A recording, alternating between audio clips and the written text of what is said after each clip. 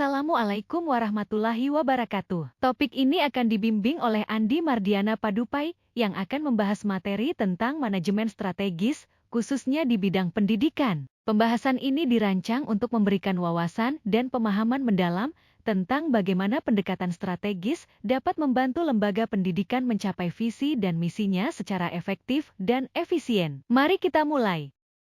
Topik yang akan dibahas dalam sesi ini mencakup 4 poin utama, yaitu 1. Strategi perencanaan pendidikan. 2. Relevansi manajemen strategis untuk organisasi. 3. Teori manajemen strategi. 4. Visi dan misi lembaga. Mari kita eksplorasi setiap topik dengan detail untuk mendapatkan wawasan yang lebih mendalam. Pengertian manajemen strategis. Menurut Fred R. David, manajemen strategis adalah seni dan pengetahuan untuk merumuskan, mengimplementasikan, serta mengevaluasi keputusan lintas fungsional yang memungkinkan organisasi mencapai tujuannya secara objektif. Menurut Thomas L. Woolen dan G. David Hunger, manajemen strategis adalah rangkaian keputusan dan tindakan manajerial yang menentukan kinerja organisasi dalam jangka panjang. Menurut Mintzberg, manajemen strategis dipandang sebagai pola atau tindakan yang konsisten dari organisasi seiring waktu. Strategi dibentuk melalui koordinasi berbagai keputusan dan aksi. Menurut Pierce dan Robinson, manajemen strategis didefinisikan sebagai sekumpulan keputusan dan tindakan yang menghasilkan formulasi serta implementasi rencana untuk mencapai tujuan organisasi. Menurut G. A. Fung, manajemen strategis adalah proses di mana organisasi menetapkan tujuannya, mengembangkan kebijakan dan rencana untuk mencapainya, serta mengalokasikan sumber daya untuk mengimplementasikan kebijakan tersebut. Menurut Andi Mardiana Padupai, manajemen strategis mencakup proses perencanaan, implementasi, dan pengendalian strategi organisasi, serta menentukan misi dan tujuan organisasi dengan memperhatikan lingkungan eksternal dan internal. Relevansi manajemen strategis untuk organisasi. Sejarah perencanaan strategis sebelum tahun 1970-an. Perencanaan jangka panjang oleh manajer seringkali didasarkan pada asumsi bahwa masa depan akan lebih baik. Pendekatan ini membuat perencanaan hanya menjadi perpanjangan dari apa yang telah dilakukan sebelumnya. Perubahan lingkungan global seperti krisis energi, deregulasi industri, percepatan teknologi, dan meningkatnya persaingan global memaksa pendekatan perencanaan menjadi lebih adaptif. Kondisi ini menuntut manajer untuk menggunakan pendekatan sistematis dalam menganalisis lingkungan internal dan eksternal, sehingga perencanaan organisasi menjadi lebih relevan dan responsif terhadap perubahan. Hasil survei bisnis di Amerika Serikat menemukan bahwa 60% pemilik bisnis telah mengadopsi manajemen strategis atau perencanaan strategis. Dari angka tersebut, 89%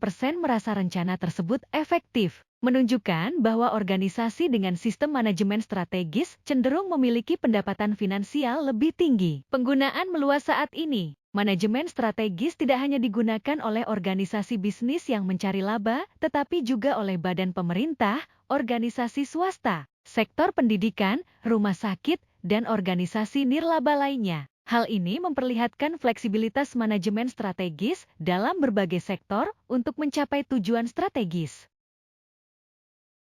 Proses manajemen strategis. Terdapat 8 langkah utama dalam proses manajemen strategis. 1. Identifikasi visi dan misi serta sasaran organisasi. Mengidentifikasi arah jangka panjang yang diinginkan oleh organisasi. 2. Identifikasi eksternal perusahaan. Melakukan analisis terhadap faktor eksternal yang memengaruhi organisasi, seperti peluang dan ancaman. 3. Analisa lingkungan. Menilai bagaimana kondisi lingkungan memengaruhi kemampuan organisasi. 4. Analisa internal perusahaan. Mengkaji sumber daya, kemampuan, dan kekuatan internal organisasi. 5. Menetapkan tujuan. Menentukan tujuan yang spesifik dan terukur untuk dicapai. 6. Merumuskan strategi. Merancang strategi untuk mencapai tujuan yang telah ditetapkan. 7. Melaksanakan strategi. Mengimplementasikan strategi yang telah dirumuskan dalam kegiatan operasional organisasi. 8. Evaluasi strategi. menilai kinerja strategi yang diimplementasikan untuk memastikan keberhasilan atau memperbaikinya sesuai kebutuhan. Diagram ini menunjukkan alur proses manajemen strategis dengan langkah-langkah utama sebagai berikut. 1. Menetapkan visi dan misi organisasi. Definisi arah strategis yang menjadi panduan organisasi. Tugas 1. Menyesuaikan visi dan misi jika diperlukan. 2. Menetapkan tujuan. Menentukan target spesifik yang ingin dicapai dalam periode tertentu. Tugas 2. Melakukan penyesuaian terhadap tujuan jika diperlukan.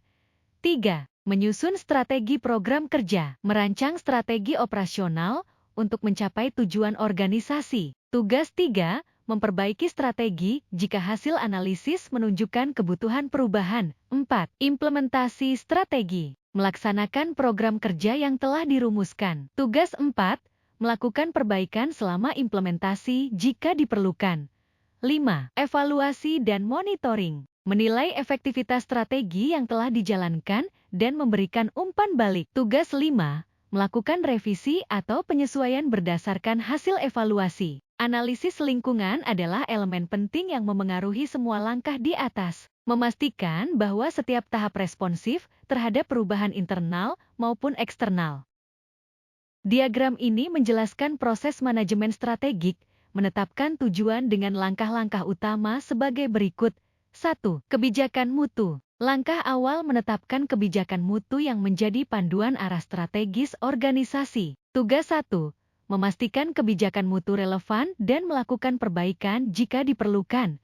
2. Target. Menentukan target spesifik yang selaras dengan kebijakan mutu. Tugas 2. Menyesuaikan target agar sesuai dengan kebutuhan organisasi. 3. Key Performance Indicator, KPI, mengidentifikasi indikator kinerja utama untuk mengukur keberhasilan pencapaian target. Tugas 3. Mengevaluasi KPI dan melakukan perbaikan jika diperlukan. 4. Distribusi KPI ke struktur organisasi, menyebarkan KPI ke struktur organisasi agar tanggung jawab dapat dilaksanakan dengan jelas. Tugas 4. Mengkaji distribusi KPI dan memperbaiki distribusi jika diperlukan. 5. Membuat job desk dan SOP kerja, menyusun deskripsi pekerjaan dan standar operasional prosedur (SOP) untuk setiap bagian struktur organisasi. Tugas 5. Memperbaiki SOP dan job desk berdasarkan evaluasi kebutuhan organisasi. Proses ini merupakan siklus yang memungkinkan perbaikan pada setiap tahap untuk mencapai tujuan strategis organisasi dengan lebih efektif dan efisien. Tabel ini menampilkan matriks strategi yang didasarkan pada kerangka kerja Balanced Scorecard, BSC. Matriks ini mencakup 1. Kebijakan mutu. Contohnya adalah peningkatan kondisi keuangan perusahaan, kepuasan pelanggan dan pangsa pasar, kualitas bisnis, serta kualitas SDM dan kesejahteraannya. 2. Key Performance Indicators, KPI. Setiap kebijakan mutu dikaitkan dengan indikator kinerja utama yang dapat digunakan untuk mengukur keberhasilan pencapaian tujuan strategis.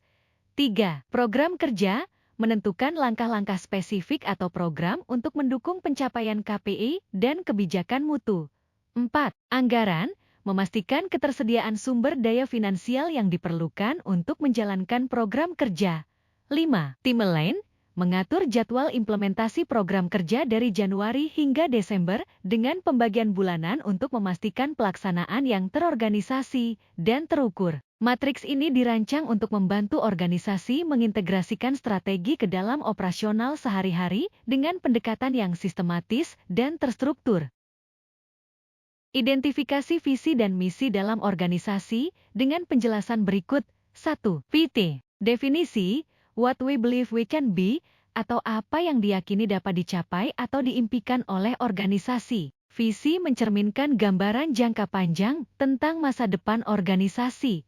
2. Misi. Definisi, what we believe we can do, atau apa yang diyakini dapat dilakukan oleh organisasi. Misi adalah tujuan fundamental yang unik yang membedakan organisasi dari yang lain. Misi menjelaskan fokus utama organisasi dalam aspek produk, pasar, teknologi, atau area tertentu, mencerminkan nilai-nilai dan prioritasnya. Visi memberikan arah jangka panjang, sedangkan misi menjelaskan cara mencapai tujuan tersebut secara lebih spesifik.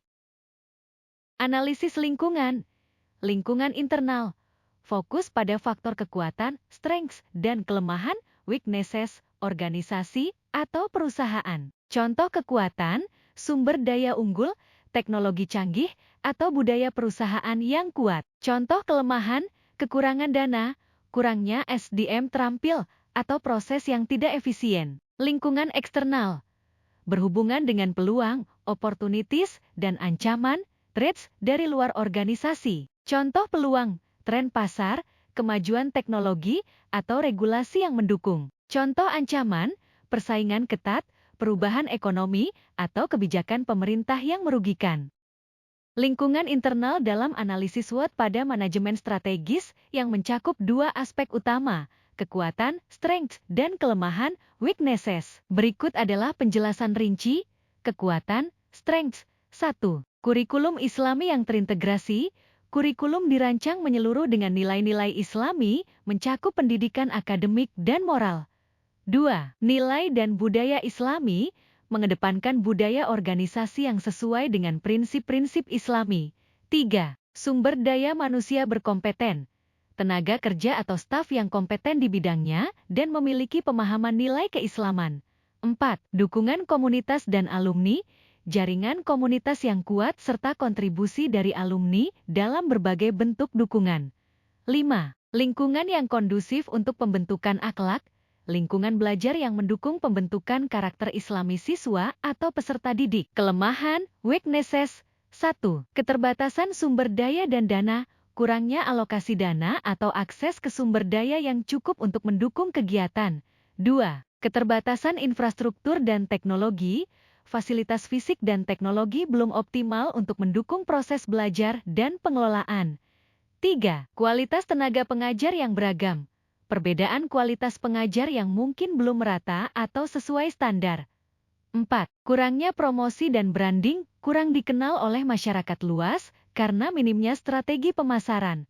5. Keterbatasan kurikulum untuk keterampilan praktis. Kurikulum lebih berfokus pada teori daripada pengembangan keterampilan langsung yang relevan di dunia kerja. Lingkungan eksternal dalam konteks analisis strategi yang melibatkan peluang, opportunities, dan ancaman, threats. Namun, konten untuk kelemahan, weaknesses, diulang dari slide sebelumnya, sehingga mungkin ada kesalahan penempatan judul. Berikut analisis dan penjelasan konten slide. Peluang, opportunities. 1. Kurikulum Islami yang terintegrasi. Permintaan akan pendidikan yang mengintegrasikan nilai-nilai Islami semakin meningkat. 2. Nilai dan budaya Islami.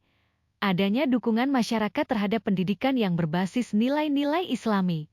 3. Sumber daya manusia berkompeten. Potensi untuk menarik SDM berkualitas yang tertarik dengan visi Islami. 4. Dukungan komunitas dan alumni. Jaringan alumni dan komunitas dapat mendukung pengembangan program pendidikan atau inisiatif strategis. 5. Lingkungan yang kondusif untuk pembentukan akhlak. Peningkatan kesadaran akan pentingnya pendidikan yang mendukung pembentukan karakter.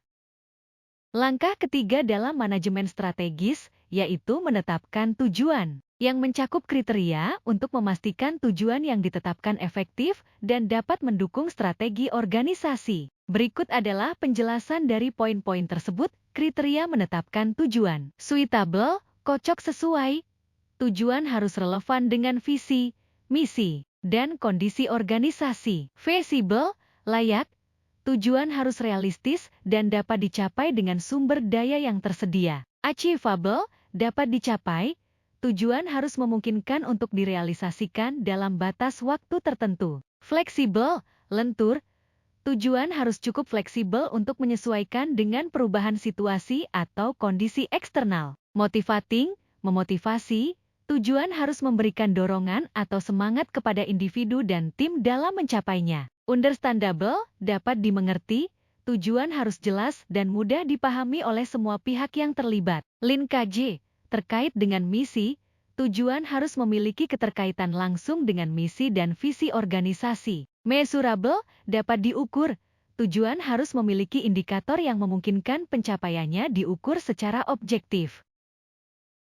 Langkah keempat dalam manajemen strategis, yaitu menyusun strategi dengan fokus pada bagaimana strategi dan kebijakan diimplementasikan ke dalam aktivitas operasional. Berikut adalah penjelasan dari elemen-elemen yang disebutkan. Program merupakan pernyataan tentang aktivitas atau langkah-langkah yang diperlukan untuk mencapai suatu rencana strategis. Program mencakup detail kegiatan yang harus dilakukan untuk memastikan tujuan organisasi tercapai. Budget, pernyataan tentang program-program perusahaan dalam bentuk uang atau anggaran. Budget memastikan bahwa program dapat dijalankan dengan sumber daya finansial yang tersedia dan sesuai prioritas. Prosedur, sistem yang terdiri dari langkah-langkah atau teknik-teknik yang berkesinambungan. Prosedur menjelaskan secara detail bagaimana tugas atau aktivitas tertentu harus dilaksanakan, memastikan konsistensi dan efisiensi dalam pelaksanaannya. Langkah kelima dalam manajemen strategis, yaitu mengevaluasi kontrol, yang fokus pada proses monitoring dan evaluasi untuk memastikan performa organisasi sesuai dengan tujuan yang telah ditetapkan. Berikut adalah penjelasan dari poin-poin utama. 1. Proses evaluasi dan kontrol. Menetapkan indikator kinerja utama KPI, Key Performance Indicators, menentukan metrik spesifik yang digunakan untuk mengukur keberhasilan strategi dan pencapaian tujuan organisasi. 2. Mengadakan evaluasi berkala. Pelaksanaan penilaian secara rutin untuk meninjau progres terhadap target yang telah ditetapkan. 3. Menggunakan feedback dari mahasiswa, dosen, dan orang tua, mengumpulkan umpan balik dari berbagai pihak untuk mendapatkan perspektif yang beragam tentang kinerja organisasi. 4. Memantau kegiatan pembelajaran dan program ekstrakurikuler, melakukan monitoring terhadap aktivitas akademik dan non-akademik untuk memastikan pelaksanaannya sesuai dengan rencana. 5. Meninjau dan menyesuaikan strategi secara berkala, melakukan revisi strategi berdasarkan hasil evaluasi dan perubahan lingkungan internal maupun eksternal. 6. Mengukur dampak sosial dan spiritual. Menilai sejauh mana program dan kegiatan organisasi memberikan kontribusi terhadap aspek sosial dan nilai-nilai spiritual. 7. Membuat laporan evaluasi dan analisis kinerja, menyusun dokumentasi yang mencakup temuan evaluasi, analisis, dan rekomendasi untuk perbaikan. 8. Melakukan rapat dan diskusi reflektif, mengadakan pertemuan untuk mendiskusikan hasil evaluasi, berbagi ide, dan menyepakati langkah perbaikan. 9. Menyesuaikan visi dan misi jika diperlukan, memastikan bahwa visi dan misi organisasi tetap relevan dengan situasi dan kebutuhan saat ini. 10. Melakukan benchmarking dengan lembaga lain, membandingkan kinerja organisasi dengan organisasi lain yang serupa untuk mengidentifikasi praktik terbaik. Contoh visi, menjadi lembaga pendidikan Islam yang unggul dalam membentuk generasi beriman, berilmu, dan berakhlak mulia, serta mampu berkontribusi positif bagi masyarakat dan dunia. Menjadi pusat pendidikan Islam terdepan yang melahirkan insan yang cerdas, berkarakter Islami, dan berwawasan global. Menjadi institusi pendidikan Islam yang membentuk generasi pemimpin yang berlandaskan pada nilai-nilai Islam, berwawasan luas, dan siap menghadapi tantangan global. Contoh misi, 1. Menanamkan nilai-nilai Islam. Mendidik siswa dengan nilai-nilai Islam yang kuat, sehingga mereka mampu menjalankan kehidupan yang selaras dengan prinsip-prinsip Islam dalam setiap aspek. 2. Mengembangkan ilmu pengetahuan dan teknologi berbasis Islam. Memberikan pendidikan yang mengintegrasikan ilmu pengetahuan umum dan ilmu agama, serta mempersiapkan siswa untuk menguasai teknologi yang relevan dan bermanfaat bagi umat. 3. Membentuk akhlak mulia dan kepemimpinan Islami. Membentuk karakter siswa yang berakhlak mulia dan memiliki jiwa kepemimpinan berdasarkan tuntunan Islam, sehingga mereka dapat menjadi teladan di masyarakat. 4. Memfasilitasi pembelajaran yang holistik dan berkesinambungan. Menciptakan lingkungan pembelajaran yang mendukung pengembangan diri secara menyeluruh, termasuk aspek spiritual, intelektual, emosional, dan sosial.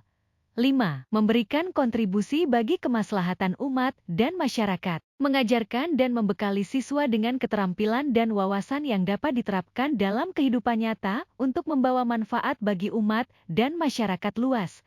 6. Membangun kompetensi global dengan identitas Islami. Mempersiapkan siswa untuk menghadapi tantangan global dengan tetap menjaga identitas Islami yang kuat dan adaptif dalam berbagai konteks kehidupan. Referensi